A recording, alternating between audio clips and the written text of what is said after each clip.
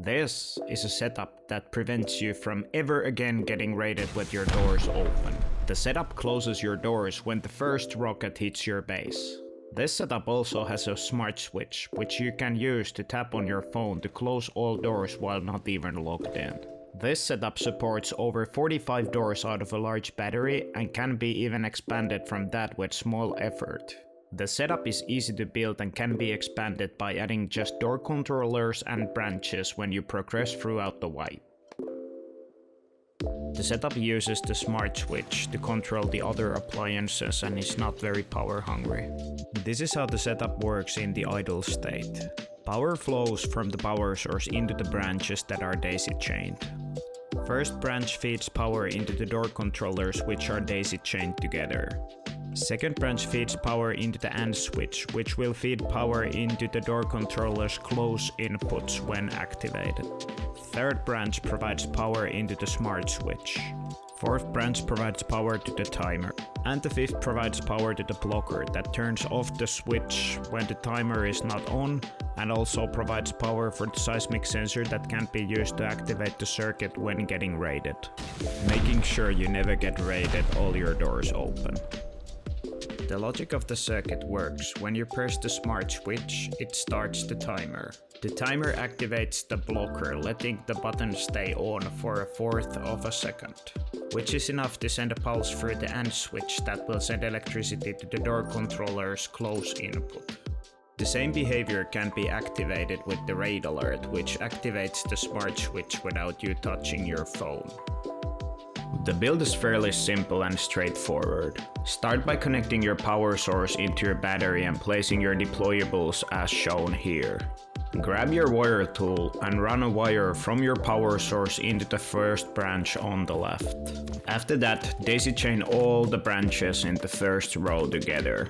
The first 2 branches on the left should match the count of your doors, in my case that will be 6. After checking that, we will run a wire from the second branch into the AND switch A input. Then move to the third branch to hook up the smart switch. The smart switch will control the pulse to the doors and the timer, so we need to set the branch to have 2 power. The top branch will act like a splitter, so set that to 1. And run a wire to the AND switch's B input. From the branch's power out, we're going to trigger the timer, so run a wire from that to the toggle on of the timer. The fourth branch will power the block pass-through of the blocker when the timer is activated, so run a wire through the timer into the blocker's block input. After connecting that, set the branch to 1 and run a wire into the blocker and from the blocker into the smart switch's turn off. This will make your Rust Plus app switch feel more like a button, because it turns off after every press and doesn't feel like a switch anymore. From the last branch's right output, connect that to the seismic sensor, and from the seismic sensor connect it into the smart switch's turn on. We only need a very short pulse to control the doors, so set the timer's interval to 0.25 seconds. And now when you test your setup, the smart switch feels more like a button. And now your setup should look something like this, and we're ready to start hooking up the doors. For that, place a branch next to the door and a door controller onto the door and set the branch to 1. Repeat this process to every single door you want to control, and remember to set the branches to 1. For the last door, you could run the power from the previous door's branch output, but I suggest you still use a branch there for easy expandability. Next, we're going to run power to the door controllers. Run a wire from the first branch into the first door, and then daisy chain all the remaining doors together. My doors are open in this setup, but if your doors would be closed, powering the doors will open them, so don't be surprised when that happens. Next, we're going to set up the logic that closes the doors. From the AND switch, run a wire to the branch next to the door, and from the branch's output, run it to the close input of the door controller. And then daisy chain all the remaining doors in the same way as the previous one was done. Once you have daisy chained the doors, it's a good habit to double check that the first branches match and they match to your door count. Otherwise, the doors might not close correctly when needed. When When you've checked that the branches match, you can just flip the switch and see the magic happen. And when you see the doors closing, you can give yourself a huge round of applause. I added a little bonus so you can expand the setup by adding an HBHF sensor into the setup. Start by adding a branch under the seismic sensor and connect it to the new branch and set the branch to 1. Connect the previous branch into the new branch's input.